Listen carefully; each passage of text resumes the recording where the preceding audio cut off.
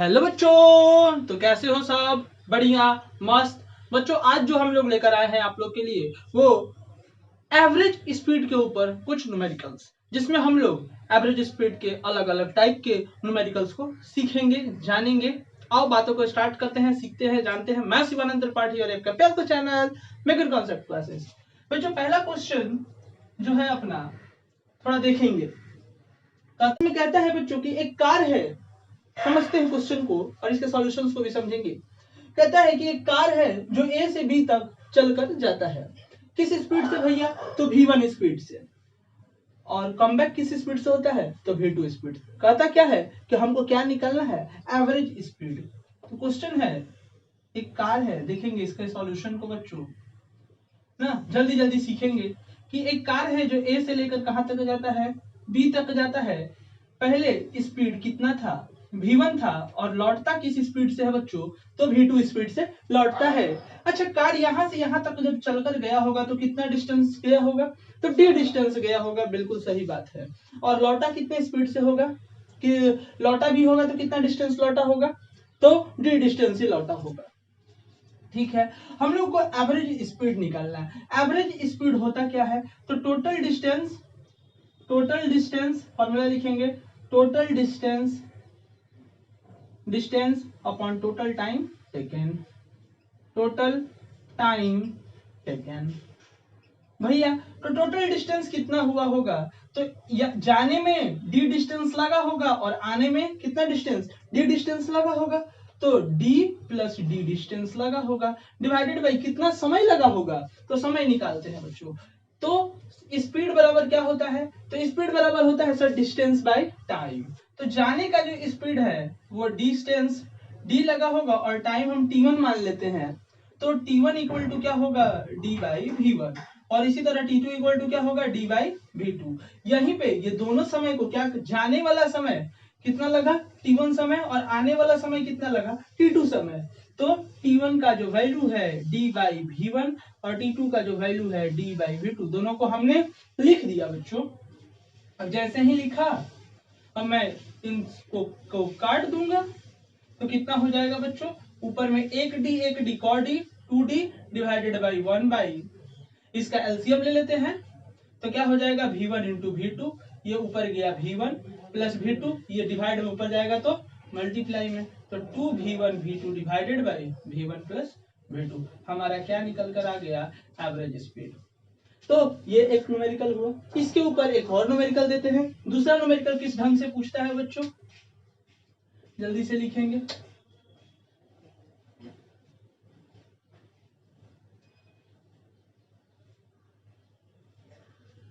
दूसरा क्वेश्चन कितना आसान क्वेश्चन है। कहता क्या है कि एक कार है, समझेंगे थोड़ा सा। एक कार है जो आधा समय तक, कितना समय तक बच्चों? आधा समय तक कितने स्पीड से चलता है? तो v1 स्पीड से चलता है। और आधा समय तक कितने स्पीड से चलता है? सर v2 स्पीड से चलता है। तो क्या निकालना है हमको? हमको निकालना है क्या? Average speed. कैसे निकालेंगे? तो एवरेज स्पीड का फॉर्मूला लिखेंगे। सॉल्यूशन दिखा देते हैं, फिगर से दिखा देते हैं बच्चों। सॉल्यूशन में फिगर से दिखा देते हैं, समझ में आ जाएगा। ये मान लो ये कार है जो ए से लेकर बी तक जाना था। ए से लेकर बस बी तक जाना था, जिसमें से कहता है क्या? आधा समय तक कार जो है वो कितने स्पीड से चलता है? v1 स्पीड से चलता है। और फिर आधा समय जो बचा वो कितने स्पीड से चलता है? तो सर v2 स्पीड से चलता है और अपने गंतव्य पर बी पोजीशन पर पहुंच जाता है। यही क्वेश्चन है बच्चों। अब देखते हैं इसकी एवरेज स्पीड कैसे निकाले। एवरेज स्पीड का जो फॉर्मूला होगा वो कैसे निकलेगा ना, देखेंगे। तो फॉर्मूला जो होता है अपना टोटल डिस्टेंस, एक ही फॉर्मूला है, टोटल डिस्टेंस अपॉन में क्या होता है बाबू? Total time taken. ठीक है, तो total distance upon total time taken. क्या करेंगे? Total distance. अच्छा, हमको आधा समय, तो आधा समय पता है।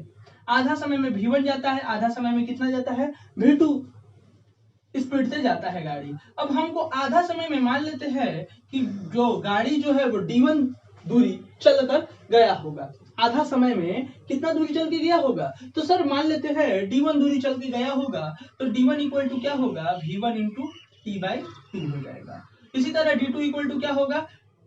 v2 into T by two हो जाएगा। इन दोनों को वहां पे लिख देंगे, तो v1 into T by two plus v2 into T by two हो गया।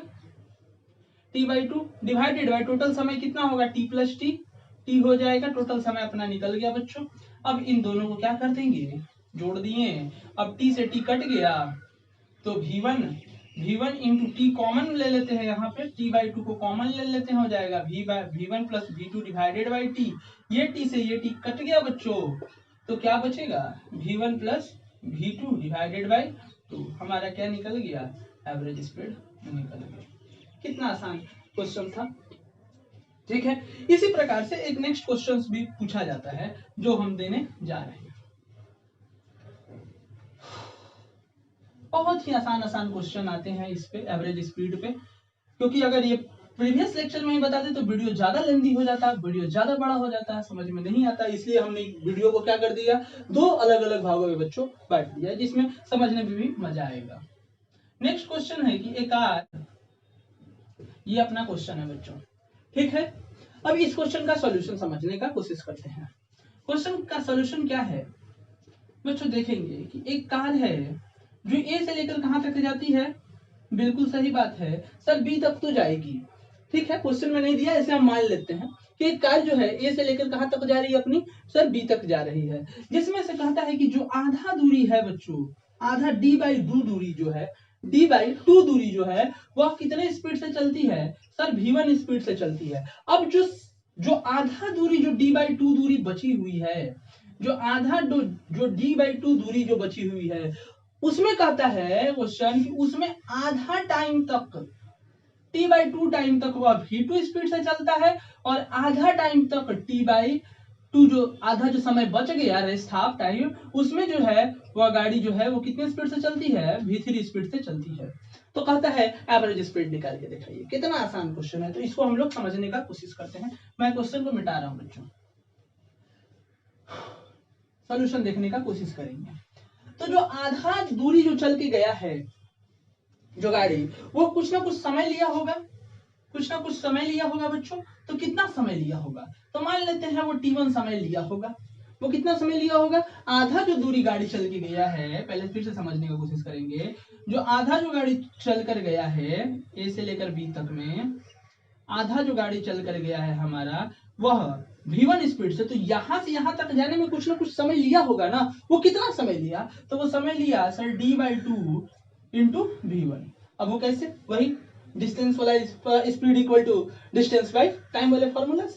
अच्छा, t1 समय तो यहां तक का निकाल लिया मैंने। अब यहां से यहां तक अब जो t बाई टू दूरी है, जो d बाई टू दूरी में जो t बाई टू समय है, उसमें गाड़ी कितना दूरी चला होगा, तो वो मान लेते हैं वो d1 दूरी चल गया होगा। तो वो कितना दूरी चल गया होगा भैया, तो मान लेते हैं d1 दूरी चल गया होगा। तो जब इससे ही d1 दूरी गया होगा तो कितना दूरी हो जाएगा, v2 into T by two हो जाएगा। और इधर का ले लेते हैं d बाई टू दूरी, d2 ले लेते हैं, तो क्या हो जाएगा v3 into T by two दूरी। अब हमको क्या निकालना है, हमको निकालना है बच्चों, हमको निकालना है एवरेज स्पीड।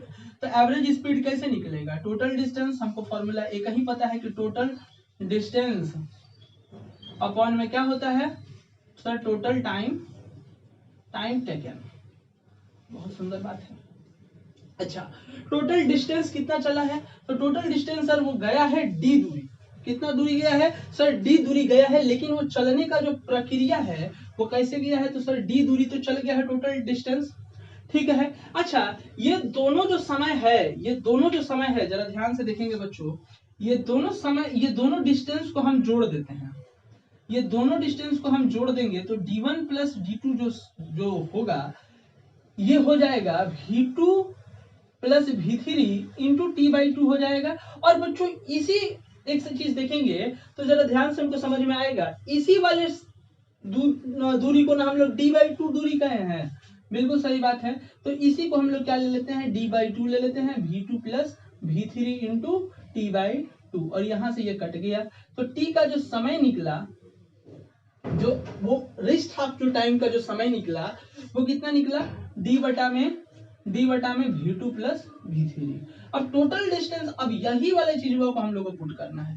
जो टोटल डिस्टेंस निकला है, तो टी निकला है, ये टी1 समय तो चला ही होगा, तो टी1 समय का जो टाइम है वो कितना लिखा हुआ है, डी बटा 2v1 और इसका डी बटा v2 प्लस v3। अब ये दोनों कट गया। अब बच्चों ये एलसीएम लेंगे तो ये हो जाएगा एलसीएम 1 बटा v2 plus v3 plus 2v1 divided by 2v1 into v2 plus v3 हो जाएगा, और ये ऊपर चला जाएगा तो कितना हो जाएगा 2v1 into v2 plus v3 divided by 2v1 plus v2 plus v3। हमारा एवरेज स्पीड निकल गया। कितना आसान था। तो इस प्रकार की कुछ न्यूमेरिकल्स आते हैं। नेक्स्ट बात बच्चों जो हम करने जा रहे हैं, एक टॉपिक जो बताने जा रहे हैं, न्यूमेरिकल्स के साथ साथ कुछ बताना भी ज्यादा जरूरी होता है। अब वो बताना क्या है बच्चों, वो बात यह है कि जब कभी भी बच्चों हम लोग स्पीड टाइम ग्राफ को देखते हैं, जब कभी whenever we see the speed time graph we cannot predict the path of object। ये याद रखना और ये बात लिख भी लो। when we see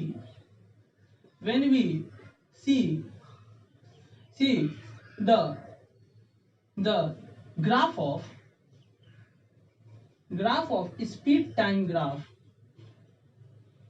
speed time graph we cannot predict the path of object।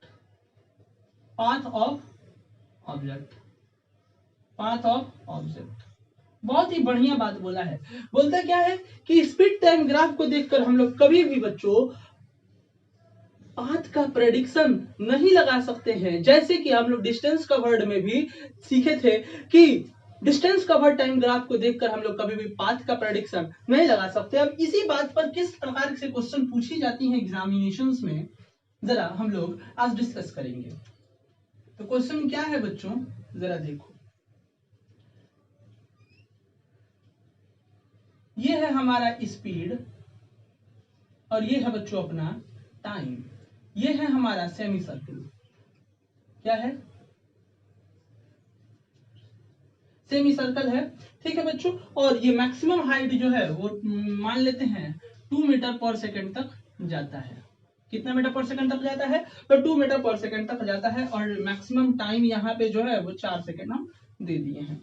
अब इसमें कुछ जो क्वेश्चंस आएंगे वो हमेशा ऑब्जेक्टिव क्वेश्चंस बनेंगे। अब कैसे क्वेश्चंस बनेंगे जरा देखेंगे, हम लोग सीखेंगे। तो ए नंबर बात जो बोलता है बच्चों कि particle change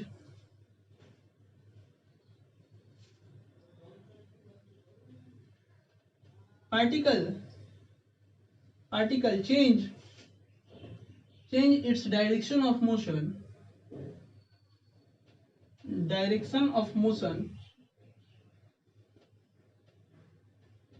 continuously। B number बोलता है बच्चों, बी नंबर बोलता है कि पार्टिकल में not change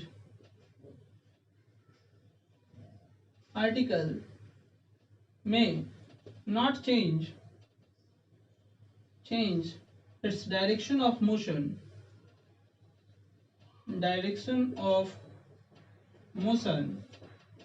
continuously।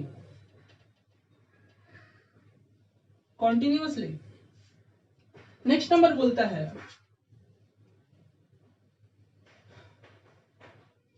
C number बोलता है कि total distance covered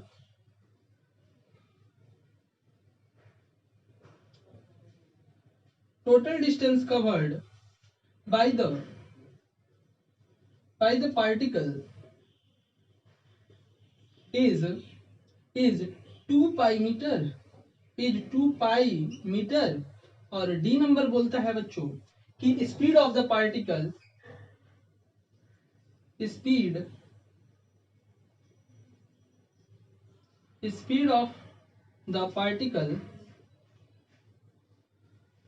is minimum